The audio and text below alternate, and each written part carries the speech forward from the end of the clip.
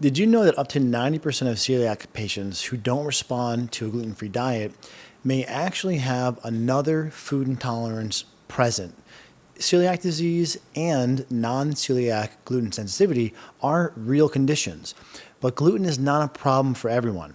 It's possible that you or your doctor might be missing the true cause of your symptoms and you might be overly avoiding gluten. So let's unpack this, allowing you to have that correct balance between how much you should and should not include gluten in your diet.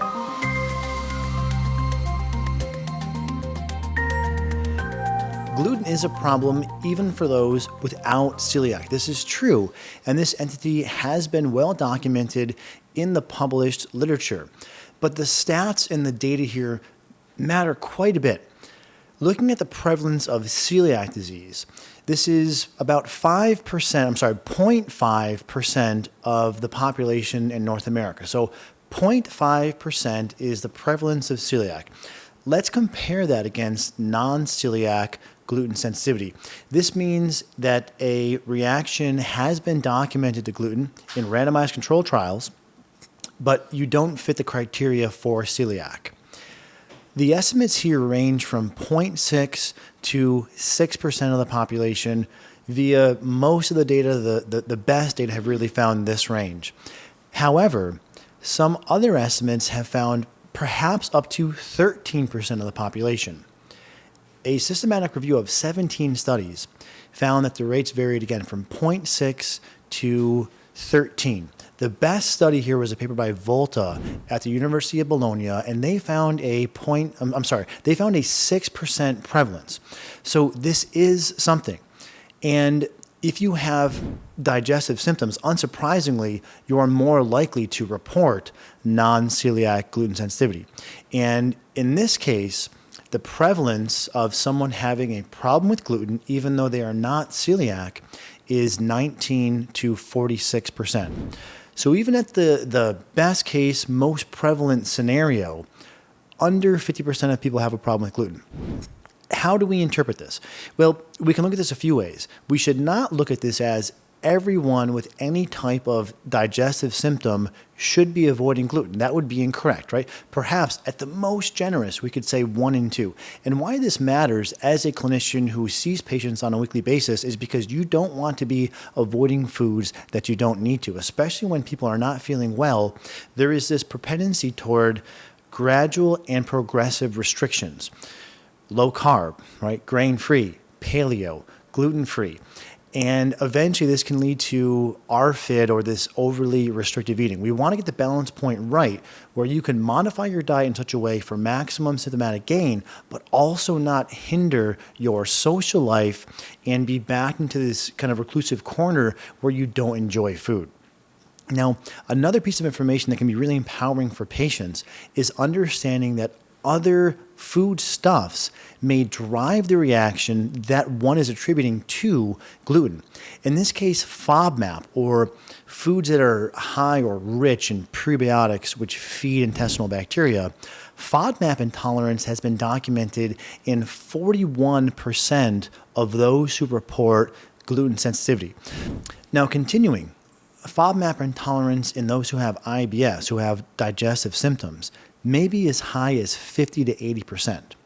So zooming way out, if you have IBS gut symptoms, the likelihood of FODMAP intolerance is 50 to 80%, whereas, as we just covered, gluten intolerance ranges from 19 to 46%. What this means is gluten can be a problem and will be a problem for some.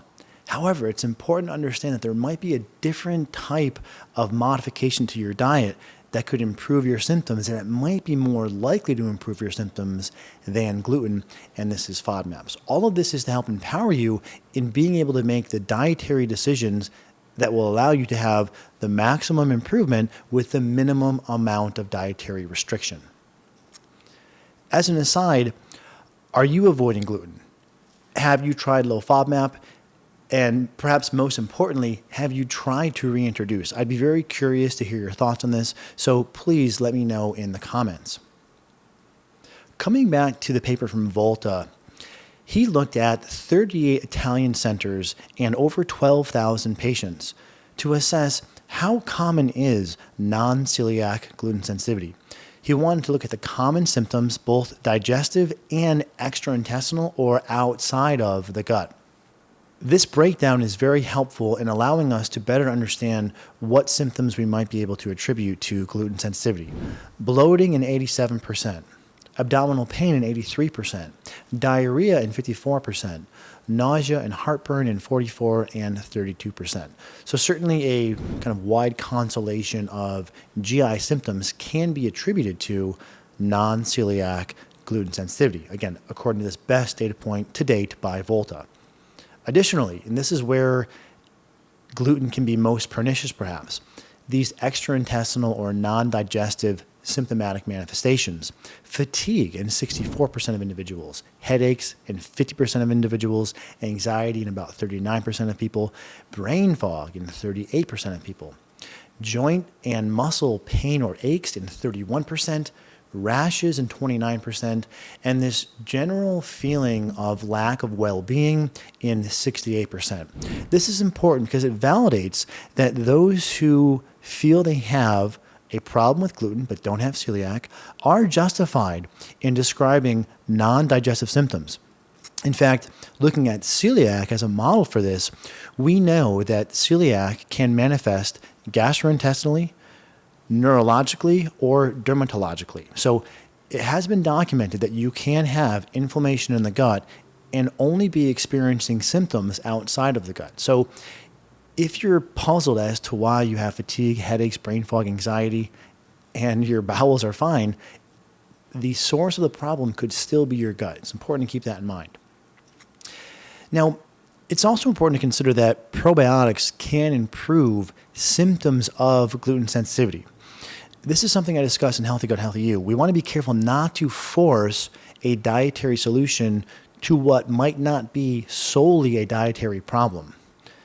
Now, looking at a 2020 systematic review with meta-analysis of 6 clinical trials and over 5,000 patients in the model of celiac, probiotics improved gastrointestinal symptoms 29%.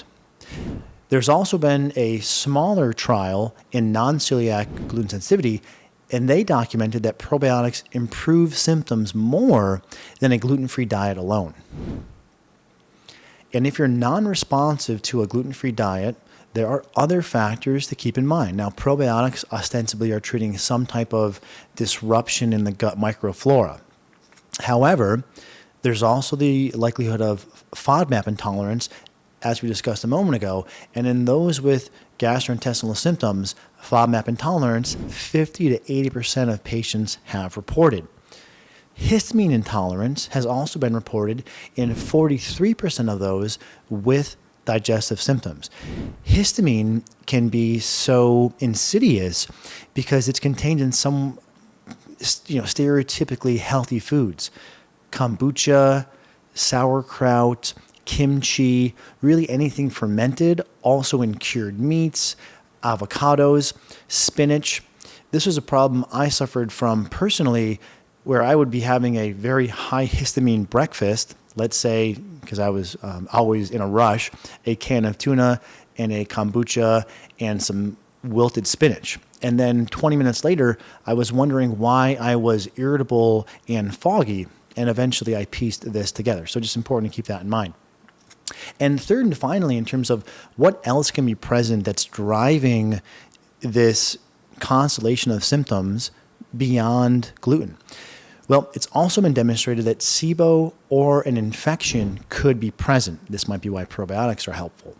In the American Journal of Gastroenterology, looking at, again, a small group in this study, 15 celiac patients with persistent symptoms despite the fact that they had gone gluten-free. 80% of these individuals had either SIBO, an infection, or some other type of microbiota imbalance. And most importantly, treatment of the SIBO or the infection, what have you, improved symptoms in all of the patients. And there's one other similar data point we should put on the table here, looking at 20 non-responsive celiac patients, meaning they went gluten-free and they still had persisting recalcitrant symptoms. 90% of these individuals had a different food intolerance present, perhaps dairy, perhaps FODMAP, etc. 55% had histamine intolerance, and 30% had H. pylori. Again, zooming way out, why this matters is you don't want to force a dietary solution to what might not be a dietary problem. Yes, we want to eat the healthiest diet that we can, but no, we want to be careful not to think that dieting harder and harder and harder is going to solve all of the problems. There is this point of diminishing returns wherein changing your diet or restricting your diet further does not lead to any gain, and in many cases seems to lead to this fear of food, this social withdrawal, and we really want to be diligent and attentive to avoid this. Now, coming back to the Volta paper, 14% of those who had non-celiac gluten sensitivity also had autoimmunity.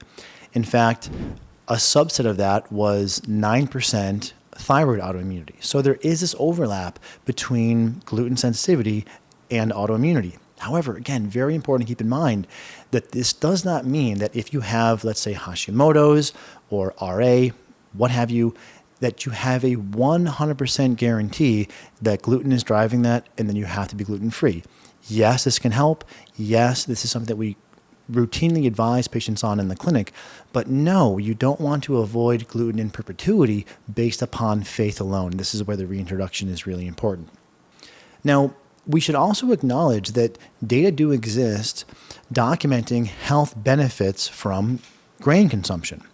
Now, I also wouldn't say that especially processed grains are necessarily a health food, but we should acknowledge the fact that a 2016 meta-analysis of 45 trials did find that higher consumption of whole grains was associated with a 22% decrease in cardiovascular disease risk and a 17% decreased risk in all-cause mortality, death from any cause. And a 2013 meta-analysis of 16 studies found that 3 servings of whole grains per day decreased the risk of type 2 diabetes by 32%. I should also clarify that part of this could be due to the healthy user effect, meaning people who are inclined to do things benefiting their health are more likely to follow dietary guidelines. In this case, ostensibly the most prevalent dietary guidelines have been whole grains. Plus, they would not smoke, exercise, tend to their sleep. So these other behaviors are likely skewing this data set. But nonetheless, I think it's reasonable to conclude that if gluten was so problematic for so many, we wouldn't see these health benefits attributed to an association of increasing the consumption of healthy whole grains. That, you can poke holes in that argument, but I think that's important to maybe countervail this kind of gravitational pull into 100% gluten avoidance. So trying to round this all out, what do you do? How do you integrate this data into trying to find your path to the diet that's best for you? Well, firstly, eliminate gluten. Over 90% of people with a gluten intolerance will experience a reaction within 24 hours. So this is something that you should be able to delineate fairly quickly. Cut out gluten. Do I feel better? Yes or no? Now, if you don't feel better or only minimally so, consider a broader elimination, because remember the other data point we discussed where people would have other food intolerances, and deploy a broader elimination diet. This is where I think a paleo diet template can be helpful. Of course, keep in mind a low FODMAP diet, and consider probiotics if you've made dietary changes and are still not seeing improvements in your gut health. And crucially important, remember to reintroduce to tolerance and not to avoid based upon faith or fear. At some point, you should reintroduce, and even to entertain the most concerned healthcare consumers' perspective that gluten should never be a dietary staple. Fine, I hear your argument. The one thing I'd want you to take away from this video is if you're going out to dinner, traveling, there's a social event, that you don't feel encumbered by this unnecessary gluten restriction, and you can at least have it in an exceptional time and place. In close, remember that gluten can be a problem for some, but not for all. Symptoms can be broad-ranging, and if you don't respond to a gluten-free diet, try other permutations on dietary restrictions or treating your microbiota. Presumably the best place to start is probiotics. And if you're looking for more of these guidelines codified into a handout, we do have a free guide entitled Should You Be Gluten-Free? And I'll link for that in the description. And if you found this helpful, please like and subscribe for more of these science-based practical guidelines to help you find the ideal path for optimum health and well-being.